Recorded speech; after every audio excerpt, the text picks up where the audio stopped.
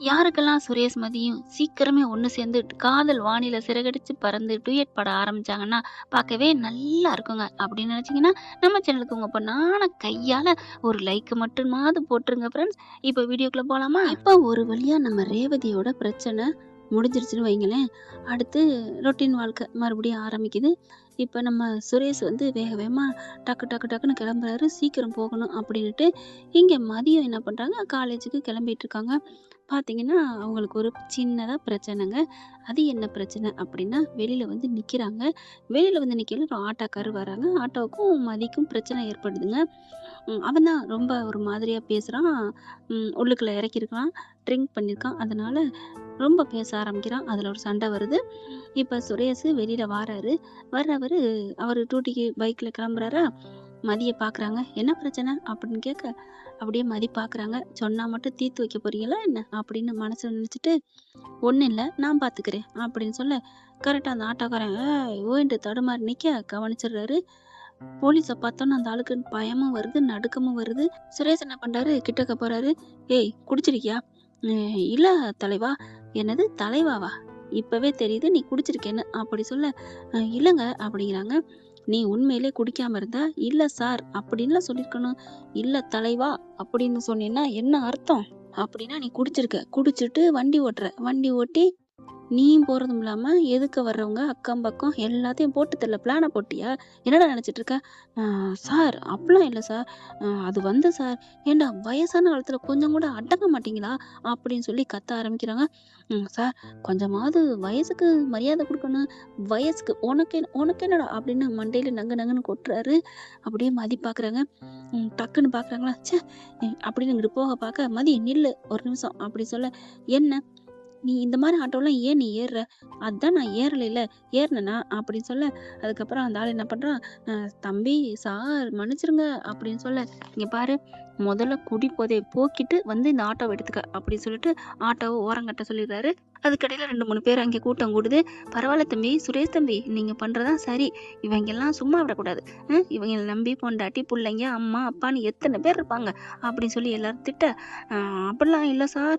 இனிமே நான் குடிக்க மாட்டேன் சார்" அப்படின்னு எவ்வளோ கெஞ்சி பார்க்க, "என்ன குடிக்க மாட்டேன்னா, நீ குடி, குடிக்காம போற. உன் வீட்டுக்குள்ள குடிச்சிட்டு கட. வண்டி ஓட்டிட்டு யார்றா வர சொன்னது? மது அருந்திட்டு வாகனம் ஓட்டக்கூடாதுன்னு சொல்லியிருக்காங்களா இல்லையா?" அப்படி சொல்ல, அப்படியே பார்க்குறாங்க மதி. "மது அருந்திட்டுன்னு சொன்னேன். மதின்னு சொல்லல" அப்படின்னு சொல்ல, "நான் சும்மா பார்த்தேன். உங்கள எங்க பார்த்தேன்?" அப்படின்னு சொல்லிட்டு இருக்கையில, அங்க அவங்க அம்மா எல்லாரும் வந்துடுறாங்க. "என்னடா சுரேஷு, என்ன பிரச்சனை?" இங்க பாருங்கம்மா, ஃபுல் போதையில வர்றான். காலம் கெட்டு போய் கிடக்கு. இதுல தான் இவ வேலைக்கு போறாங்களாம், வேலைக்கு. அத்தை, நான் வேலைக்கு போறதுல என்ன இருக்கு இப்ப? அவன் குடிக்கிறதுக்கும் நான் வேலைக்கு போறதுக்கும் என்ன சம்மந்தம்? ஆ இன்னும் கொஞ்ச நேரம் என் புள்ள மட்டும் வரலைன்னா, நீ அந்த ஆட்டோல ஏறி போயிருப்பில்ல? உனக்கு ஏதாவது ஆயிருந்தா, அப்புறமா கொடி பிடிச்சிட்டு வருவாங்க. உங்க அப்பா, உங்க அம்மா, உன் தங்கச்சி எல்லாம். எங்களுக்கு தேவையா?" அப்படின்னு சொன்னகையோட மதி வந்து முறைக்கிறாங்க சுரேஷ. அதுக்குள்ள மலரு, பாக்கியராஜ் எல்லாரும் வர, பார்க்குறாங்களா, "நான் ஏறவே இல்ல" அப்படின்னு சொல்ல, மலர் வந்து, "என்ன மதி? ஒண்ணும் இல்ல. ஒரு பிரச்சனையும் இல்ல" அப்படிங்கையில, அப்புறமா என்ன பண்றாங்க, புரிஞ்சுக்கிறாங்க மலரு. "இங்க பாரு மதி, உன் மேல உள்ள அக்கறையில தானே என் கொழுந்தனாரு இப்படிலாம் விசாரிக்கிறாரு. ம்ஹ்ம். நீங்க கொழுந்தனார விட்டு குடுக்காதீங்க" அப்படின்னு சொல்லிட்டு, "சரி நான் கிளம்புறேன். மணி ஆயிடுச்சு" அப்படின்னு சொல்லையில, டக்குன்னு என்ன பண்றாங்க, "சுரேஷு" அப்படின்னு கூப்பிட, அவர் ஸ்டார்ட் பண்ண போறவரு, "என்ன நீ? நீ அந்த பக்கம் தானே போற?" "ஆமா அண்ணி." மதியையும் கூட்டிட்டு போயேன்." "மதியவா?" "ஆமா சுரேஷு. காசு மிச்சம் தானே. அவ எப்படியும் ஒரு 100, 150 ரூபா குடுப்பா. அது உன் வண்டியில போயிட்டா." அப்படிங்கையில மாமியாக்காரி பாக்குது. "ஆமாடா, அதுவும் கரெக்ட்டு தான். கூட்டிட்டு போ. அம்மா சொல்லிருச்சு, அண்ணியும் சொல்லிருச்சு. ஒண்ணும் பண்ண முடியாதா?" அதனால என்ன பண்றாரு, வேற வழி இல்ல. "சரி, சரி, ஏறி உட்கார சொல்லுங்க" அப்படின்னு சொன்னோனே, பாக்குறாங்க மதி. அன்னைக்கு போனத நெனச்சு பாத்துட்டு, வேணாம், வேணாம். நான் ரூ. 100 போனாலும் பரவால்ல, ஆட்டோல போய்க்கிறேன்" அப்படின்னு மதி சொல்லிட்டு போகயில, கைய புடிச்சு இழுக்குறாங்க நம்ம மலரு. "மதி, மதி, மதி, மதி ப்ளீஸ் போ மதி. அவன் உன் புருஷன் தானே. எத்தன நாளைக்கு இப்படியே மொறச்சிட்டு இருக்க போறீங்க?"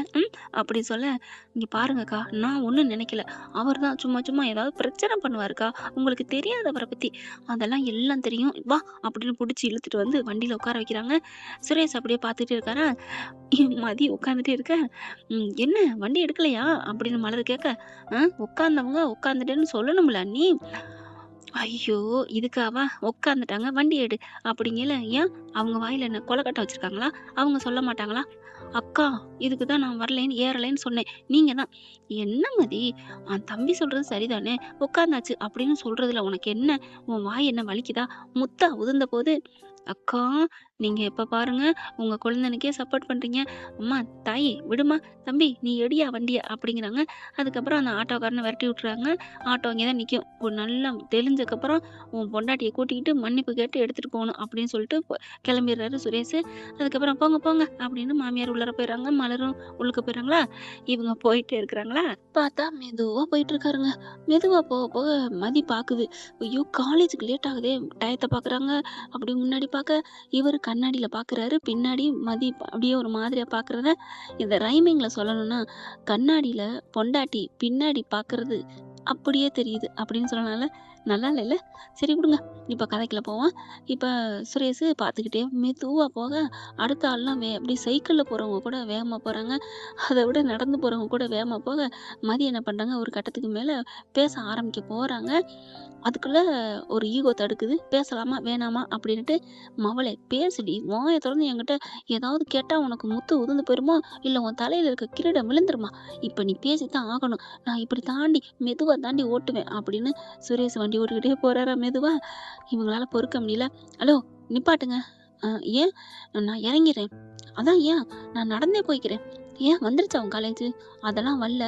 உங்க உங்க வண்டியில வர்றதுக்கு நான் நடந்தே போயிருவேன் அப்படின்னு மதி சொன்னோன்னே இப்ப என்ன பிரச்சனை? மெதுவா இருந்தாலும் திட்டுறீங்க, வேகமா போனாலும் திட்டுறீங்க. ஹலோ அதுக்காண்டி ஒரு அளவு இல்லையா? பாருங்க அங்க நடந்து போற கூட வேகமா போறாங்க. பார்த்தா ஆமாங்க வேகமா போறாங்க. சுரேஷுக்கே சிரிப்பு வருது.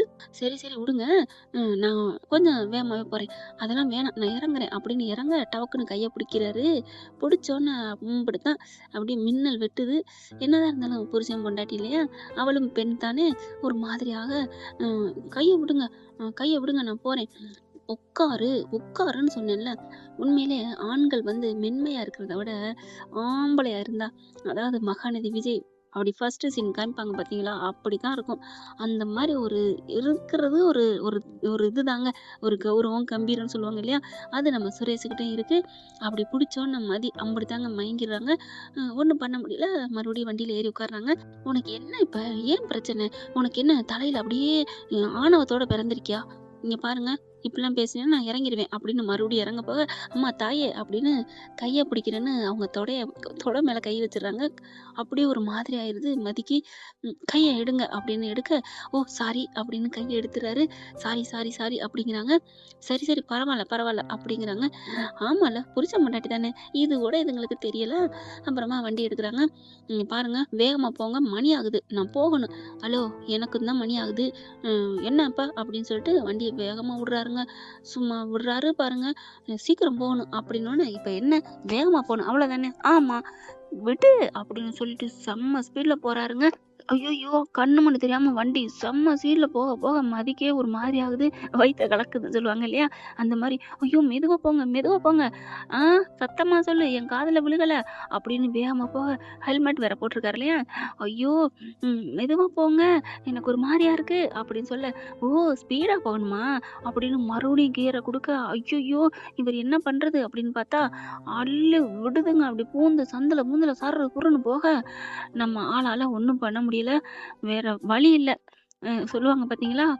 தூங்கிருடா கைப்புள்ள அப்படிங்கிற மாதிரி கட்டி பிடிச்சிக்கடி மதிப்புள்ள அப்படின்னு சுரேஷ் இடுப்ப அப்படியே வளைச்சு இறுக்கி பிடிச்சிக்கிறாங்க. அப்படியே இவருக்கு ஒரு மாதிரி ஆகுது. அந்த ஸ்பீட்ல போனவரு அப்படியே சொயின்னு அப்படியே அப்படியே நிக்குது. கரெக்டா காலேஜ் வருது. இறுக்கிய கட்டி பிடிச்ச வாக்குல இருக்கிறாங்க. அங்க வரவங்களாம் good morning madam good morning அப்படின்னு சொல்ல, என்னாச்சு மேடத்துக்கு? ஆ வந்துருச்சா அப்படின்னு டக்குன்னு அவங்க அதாவது மதி தோல்ல சுரேஷ் தோல்ல சாஞ்சிட்டு இருந்தாங்க இல்லையா? அப்படியே நிமிர்றாங்க. ஹலோ ஹலோ அப்படின்னு கையை பிடிச்சி தட்டி எழுப்புறாருங்க.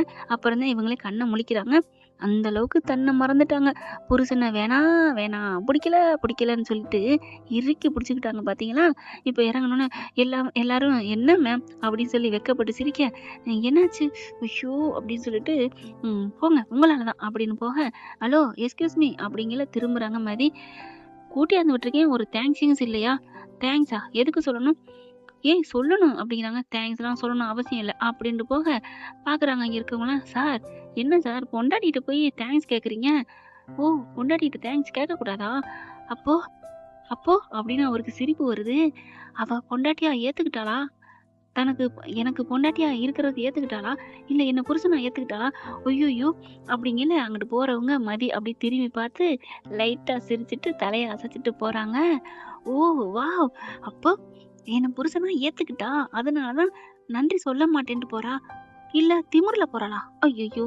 சொல்லாம போறாளே! "ஏய் மதி!" அப்படின்னு கத்த, நோ ஆன்சர். வீட்டுக்கு வந்து ஆன்சர் அப்படின்ட்டு போயிட்டே இருக்கிறாங்க.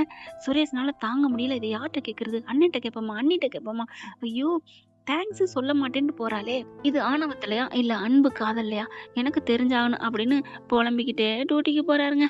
என்ன ஃப்ரெண்ட் இப்படிலாம் ரொமான்ஸ் போனா பார்க்க ரொம்பவே சூப்பரா இருக்கும் அப்படின்னு நீங்க நினைச்சீங்கன்னா, நம்ம சேனல்ல சுரேஷ் சூப்பர் அப்படின்னு கமெண்ட்ஸ தெரிவிச்சு ஒரு லைக்க போட்டுருங்க. புதுசா வர்றவங்க நம்ம சேனலுக்கு ஒரு சப்ஸ்கிரைப் பண்ணி ஆதரவு குடுங்க அன்பு உறவுகளே. Thank you friends. இந்த வீடியோ உங்களுக்கு பிடிச்சிருந்தா தயவு செய்து லைக் பண்ணுங்க. இன்னும் அப்டேட்ஸ்க்காக சேனலை சப்ஸ்கிரைப் பண்ண மறக்காதீங்க. நம்ம கிட்ட இருக்க எல்லா சேனல்ஸோட லேட்டஸ்ட் வீடியோ அப்டேட்ஸ்க்காக மேல ரைட் சைடுல காட்டுற லிங்கை கிளிக் பண்ணி வாட்ஸ்அப் குரூப்ல ஜாயின் பண்ணுங்க. உங்களிடம் விடைபெறுவது நான் உங்கள் மெஹர்.